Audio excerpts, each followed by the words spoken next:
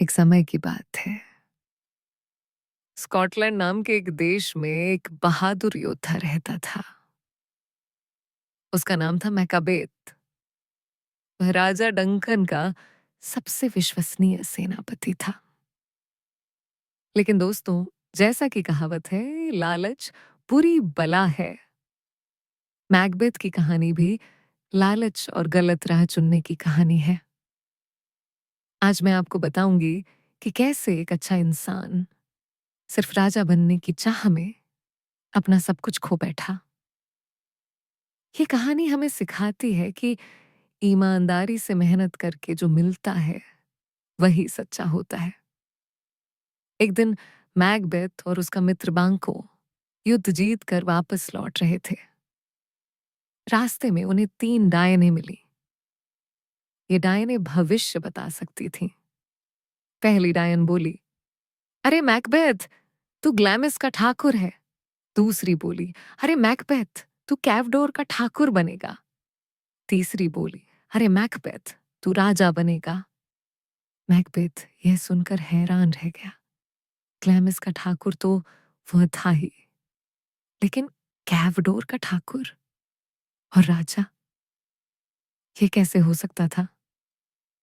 बांको ने पूछा, और मेरे बारे में क्या कहती हो? डायनो ने कहा, तू राजा नहीं बनेगा, लेकिन तेरे बेटे राजा बनेंगे। डायने गायब हो गईं। तभी राजा के दूत आए और खुशखबरी सुनाई कि राजा ने मैकबेथ को कैवडोर का ठाकुर बना दिया है। डायनों की पहली भविष्यवाणी सच हो गई थी। मैकबेथ ने अपनी पत्नी को खत लिखकर सब बताया। लेडी मैकबेथ बहुत महत्वाकांक्षी औरत थी। उसने सोचा, अगर 2 भविष्यवाणियां सच हो सकती हैं, तो तीसरी क्यों नहीं? उसी रात राजा डंकन मैकबेथ के घर मेहमान बनकर आया। लेडी मैकबेथ ने अपने पति से कहा, देखो, यह सुनहरा मौका है। रात में जब राजा सो जाए तो।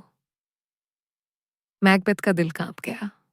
वह बोला, नहीं, राजा मेरा मेहमान है, मेरा रिश्तेदार है, यह पाप होगा।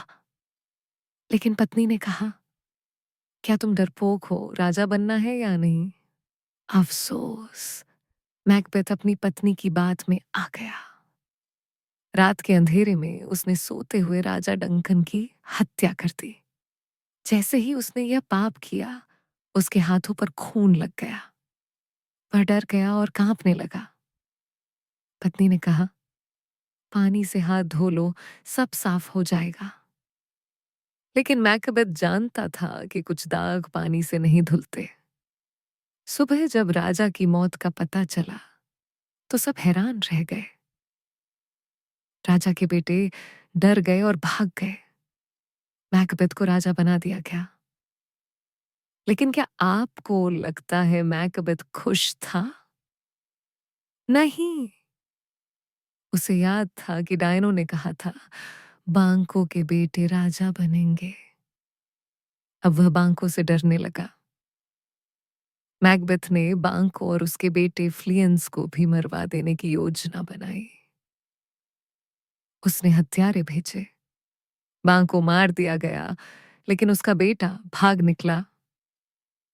उसी रात मैकबेथ ने दावत रखी।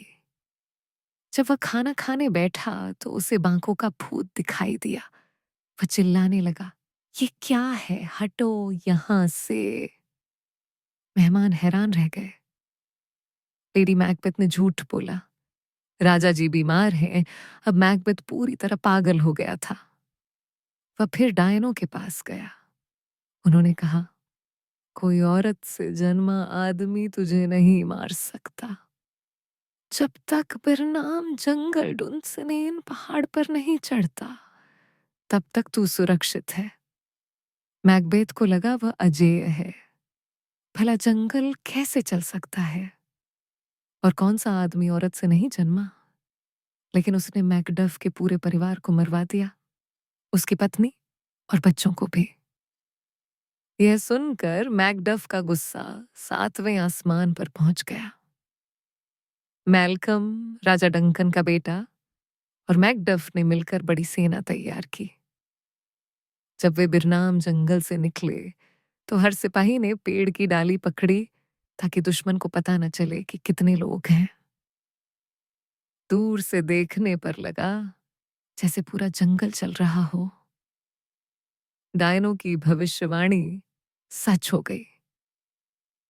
अंतिम युद्ध शुरू हुआ। मैकबेथ अभी भी अहंकार में था। वह बोला, कोई औरत से जन्मा आदमी मुझे नहीं मार सकता। तभी मैकडफ सामने आया और बोला, मैं औरत से पैदा नहीं हुआ। मेरी मां के पेट का ऑपरेशन करके मुझे निकाला गया था। मैकबेथ को एहसास हुआ कि डायनों ने उसे धोखा दिया था, लेकिन अब बहुत देर हो चुकी थी। मैकडफ ने मैकबेथ को मार दिया। मेलकम को सच्चा राजा बनाया गया। देश में फिर से शांति और न्याय लौट आया। बहनों और भाइयों, मैकबेथ की कहानी से हमें क्या सीख मिलती है? पहली सीख, लालच इंसान को अंधा बना देता है। मैकबेथ एक अच्छा सिपाही था, लेकिन राजा बनने की चाह ने उसे राक्षस बना दिया। दूसरी सीख, गलत रास्ते से मिली सफलता टिकती नहीं, झूठ के पांव नहीं होते। तीसरी सीख, बुरी संगति का बुरा असर होता है।